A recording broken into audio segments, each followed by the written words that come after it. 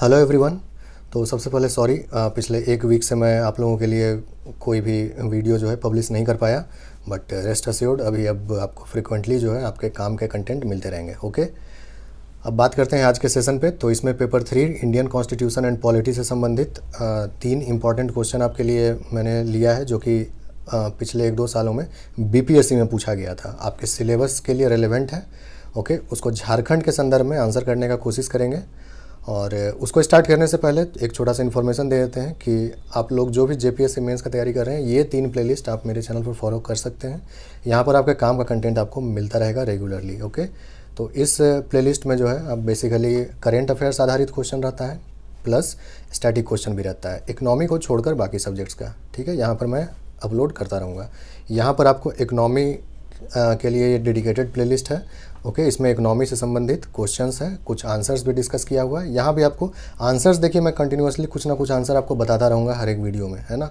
तो क्वेश्चंस अगर आपके पास रहेगा, आपका प्रैक्टिस किया हुआ रहेगा, तो ज़्यादा सेंस बनेगा। ऐसे डायरेक्टली बताने लगूंगा तो फिर आपको भी लगेगा कि पता नहीं है कौन सा क्वेश्चन कब पूछा था मैंने और उसका आंसर मैं दे रहा हूँ। तो रेगुलरली फॉलो कीजिए, जहाँ भी फॉलो करते हैं, यहाँ या कहीं भी, जिसको भी करते हैं रेगुलरली कीजिए। ठीक है, उसके बाद जेपीएससी मेंस आधारित कुछ करंट अफेयर्स यहाँ पर एक्चुअली मेंस के लिए जो भी मुद्दा इंपॉर्टेंट चल रहा है वो सब मैं यहाँ पर डिस्कस करना स्टार्ट किया था, फिर प्रीलिम्स आ गया तो ये सब जो है तो रह गया वहाँ पर। तो यहाँ पर मैं वो सब कुछ डिस्कस किया करूँगा। ओके, तो ये 3 प्लेलिस्ट आप जेपीएससी मेंस के लिए फॉलो कीजिए रेगुलरली, आपको बेनिफिट होगा यहाँ पर से। ठीक है, और अगर बीपीएससी प्रीलिम्स को अगर आप टारगेट कर रहे हैं, ठीक है, आने वाले समय में जो दिसंबर में पॉसिबली होने वाला है, तो आप ये 2 प्लेलिस्ट फॉलो कर सकते हैं। यहाँ पर मैं क्विज़ वगैरह आगे भी डालता रहूँगा, और कुछ टेस्ट स्टैटिक पोर्शन का यहाँ पर डला हुआ है ऑलरेडी, करेंट अफेयर्स का डला हुआ है, वो सब अगेन बीपीएससी में भी आपको काम आएगा। तो इसको आप फॉलो करते रहिए। और करेंट अफेयर्स का जो प्लेलिस्ट है उसको भी देखिए। आपको पता है कि लगभग पिछला 1 साल का करेंट अफेयर्स एनीवे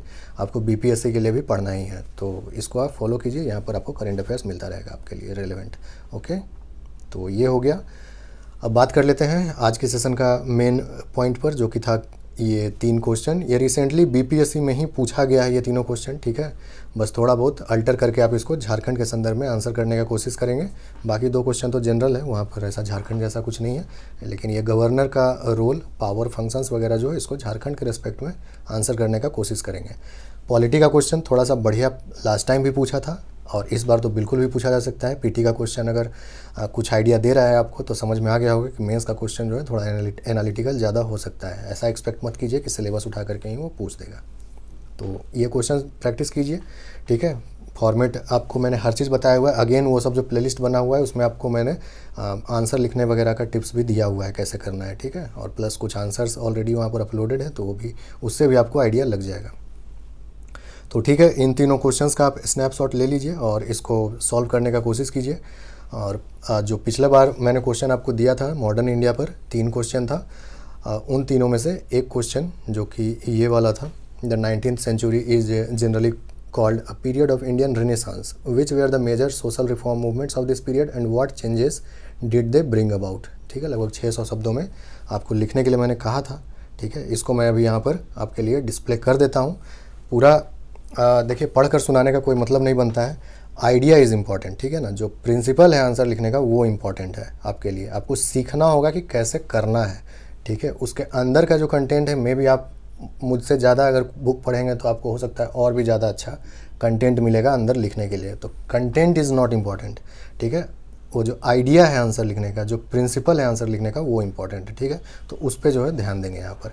तो जैसा कि मैंने आपको बताया है कि जैसे कि पहले इंट्रोडक्शन लिखते हैं थोड़ा सा, तो जैसे कि यहाँ पर बात किया जा रहा था कि जो रिफॉर्म मूवमेंट्स है, आपका जो इंडियन रेनेसांस है, जो पहला स्टेटमेंट था कि सेंचुरी जो 19th सेंचुरी था उसको पीरियड ऑफ इंडियन रेनेसांस क्यों कहते हैं। ठीक है, ये पूछा जा रहा था। तो इंट्रोडक्शन में मैंने क्या किया, बस उसी को क्यों का जवाब दे दिया। आप व्हाट का जवाब दे सकते हैं, आप हाउ का जवाब दे सकते हैं। इस तरह का जो स्टेटमेंट दिया हो रहता है, जिसका कि कोई मतलब आपको लगता है कि कोई सेंस नहीं बन रहा है, एक्चुअली में वो बेसिकली आपको इंट्रोडक्शन लिखने में हेल्प करता है। ठीक है, आप उससे सहमत होते हुए उसके पक्ष में क्यों का आंसर दे सकते हैं, क्या का आंसर दे सकते हैं, कैसे का आंसर दे सकते हैं। ठीक है, तो जैसे यहाँ पर क्यों का आंसर देने का कोशिश किए छोटा सा, ये बहुत रिलेवेंट नहीं होता है, लेकिन ये इंपॉर्टेंट होता है आपका एग्ज़ाम में आंसर को स्ट्रक्चर करने के लिए, ठीक है।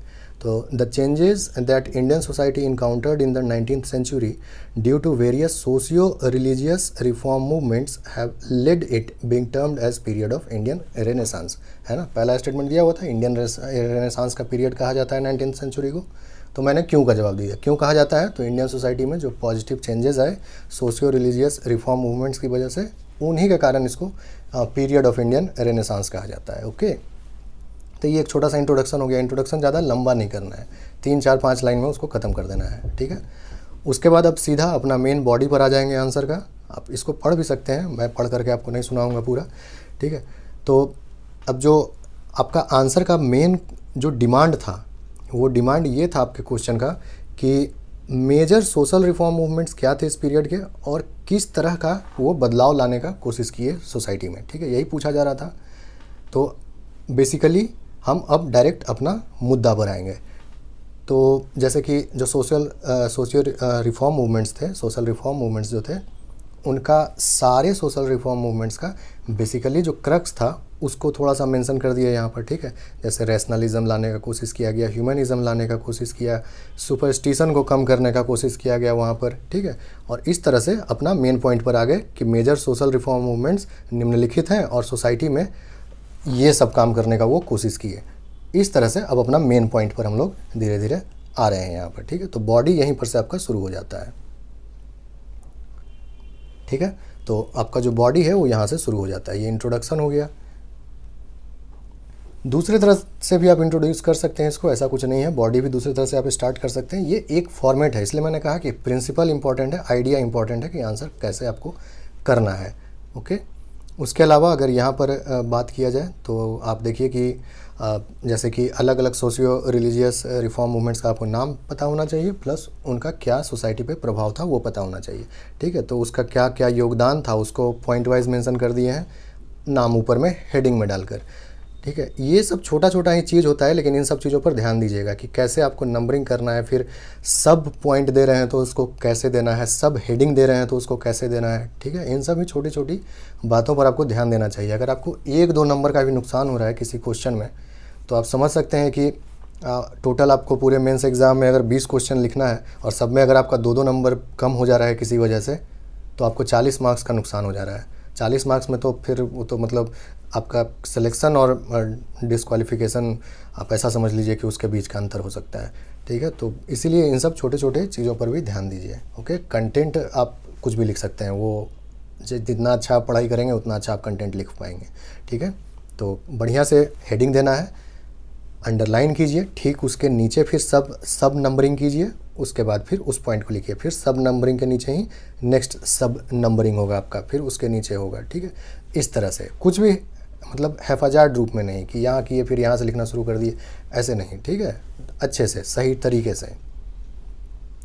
उसके अलावा फिर बिल्कुल वैसे ही जैसे आपका ब्रह्म समाज का मैंने दिखाया आपको, उसी तरह आर्य समाज के बारे में एक्सप्लेन किया है, थोड़ा सा रामकृष्ण मूवमेंट के बारे में एक्सप्लेन किया हुआ है, प्रार्थना समाज, थियोसॉफिकल मूवमेंट, बेसिकली है तो बहुत सारा मूवमेंट, लेकिन उसी को एक्सप्लेन करने का मैंने कोशिश किया है जो कि आपका सिलेबस में दिया हुआ है, ठीक है। तो ज़्यादा इधर उधर भी लिखने से फिर है कि आपका वर्ड लिमिट जो है क्रॉस करने लगेगा, तो वो भी प्रॉब्लमेटिक हो सकता है, ठीक है।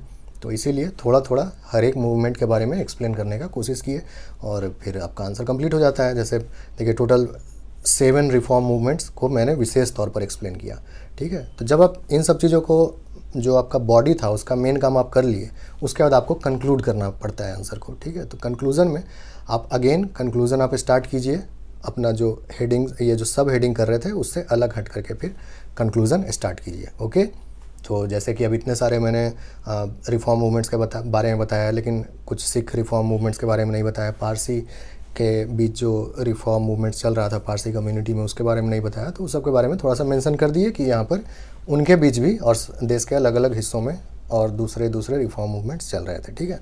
उसी तरह ये रिफॉर्म मूवमेंट्स क्या काम किया, ठीक है, रैशनलाइज करने का कोशिश किया, इनलाइटन करने का कोशिश किया, जनरल पब्लिक को उनका माइंडसेट बदलने का कोशिश किया, ठीक है। और आगे जो है इसी को कंटिन्यू करेंगे फिर। जैसे कि अब क्या है कि आप आंसर आपका एंड में आ रहा है, ठीक है, एंड में भी ध्यान थोड़ा अच्छे से जाता है एग्जामिनर का, तो वहाँ पर थोड़ा सा दिखाने की कोशिश किया कि मुझे फैक्ट भी पता है, ठीक है। जो भी रेनेसांस से संबंधित रिलेटेड आप जो पॉइंट, सपोर्टिंग पॉइंट्स जो हो सकता है, ठीक है, जैसे कि जो भी सामाजिक बुराई का अंत हुआ 19वीं शताब्दी में, उसके बारे में थोड़ा सा मेंशन कर दिए, ठीक है, विथ ईयर कि कब हुआ। तो इससे क्या हुआ, उसको एग्जामिनर को ये भी समझ में आया कि आपको हाँ जो फैक्ट्स है कि कौन कौन सा सामाजिक बुराई का अंत हुआ उस टाइम, वो भी आपको पता था, ठीक है। तो फिर सोशल रिफॉर्म मूवमेंट्स से ही जोड़ते हुए इसको आप मेंशन कर सकते हैं कि ये जो सोशल रिफॉर्म मूवमेंट्स थे, ये अंग्रेज़ों को क्या किए, फोर्स भी किए कई बार, और उनको हेल्प भी किए ऐसे लॉज बनाने के लिए जो कि सोसाइटी के लिए ज़रूरी था। तो आप उनमें से कुछ लॉज के बारे में बता सकते हैं या कुछ इनिशिएटिव्स के बारे में मेंशन कर सकते हैं।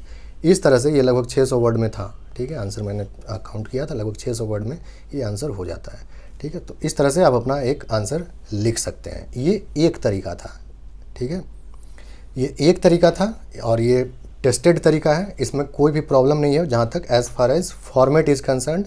और जहाँ तक कंटेंट का ही बात है तो वो भी जो है इस क्वेश्चन के डिमांड के हिसाब से सफिशिएंट था, ठीक है। इससे ज़्यादा करते हैं तो हो सकता है दूसरे क्वेश्चन करने में फिर आपको समय ना मिले। 600 वर्ड मेरे ख्याल से सफिशिएंट होना चाहिए आपका एग्ज़ाम के लिए। और जो आपका पास साइंस एंड टेक वाला जो पोर्शन रहता है उसका आंसर्स वगैरह प्रैक्टिस करते हैं तो उसमें लिखा हुआ था जैसा लास्ट टाइम कि 500 से 600 वर्ड से ज़्यादा नहीं होना चाहिए, यानी 500 तक वर्ड भी आप उसमें रख सकते हैं 32 मार्क्स वाला क्वेश्चन में। और 40 मार्क्स वाले क्वेश्चन में 600 तक जाइए आप, 600 तक सफिशिएंट होना चाहिए। इसको मैंने जो है जब पेपर में लिखा तो लगभग 4.5 पेज के आसपास ये हो रहा था, ठीक है। तो सफिशिएंट है, नॉट एट ऑल प्रॉब्लमेटिक। और ठीक है, फिर तो आज का वीडियो यहीं पर एंड करते हैं। अब आपको फ्रीक्वेंटली मिलते रहेगा क्वेश्चंस वगैरह भी, और करंट अफेयर्स वगैरह भी पेंडिंग हो गया है, वो सब मैं धीरे धीरे अपलोड करता रहूँगा, ठीक है। मिलते हैं फिर अगले वीडियो में। Thank you.